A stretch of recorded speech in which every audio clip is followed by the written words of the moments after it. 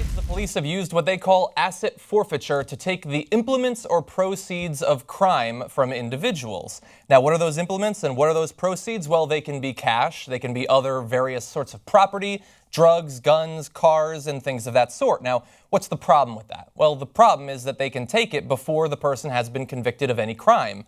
And in many cases, they can keep it even if they are never convicted of any crime. Now, recently, this week in California, they tried to change that in their assembly, and they found that it's a little bit harder than you might imagine. Now, this is coming from a co-author of a bill to reverse that, to make it so that you had to have been convicted of a crime. David Hadley says, "I don't like being on the opposite side of a bill from our law enforcement professionals, but it is a core principle of American justice that each person has his or her day in court before his or her property is taken." Now, see, even there, they have to admit that simply trying to reform this asset forfeiture scheme, which was set up during the war on drugs, but is now being used still for, in most cases for drugs, but outside of it as well, to even reform that is to potentially be on the opposite side of an issue from the cops. And we'll get to why that is in just a little bit.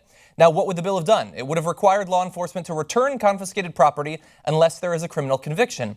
And look, I can say personally that I'm even a little bit more towards the cops' position than David Hadley is. I understand why they might want to seize some of the property before a conviction in some cases, especially if they think that it could be used to flee the country, to commit other crimes. But if you never convict the person of a crime, don't you think that in most cases they should probably get their property back? Well, they won't, actually, because the bill failed.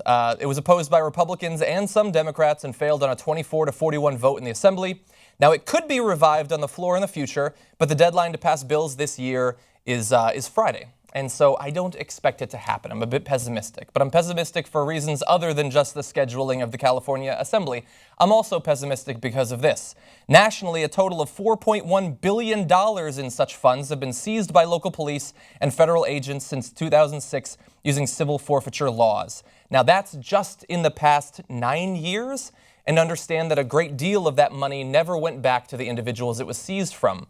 And where did it go? Well, it went into the coffers of the police departments, and they used that to close some of their budget gaps and things of that sort. That's a lot of money there. And I'm confident that the police and their unions do value your rights. I just don't think they put that value in the billions. And that's my final judgment.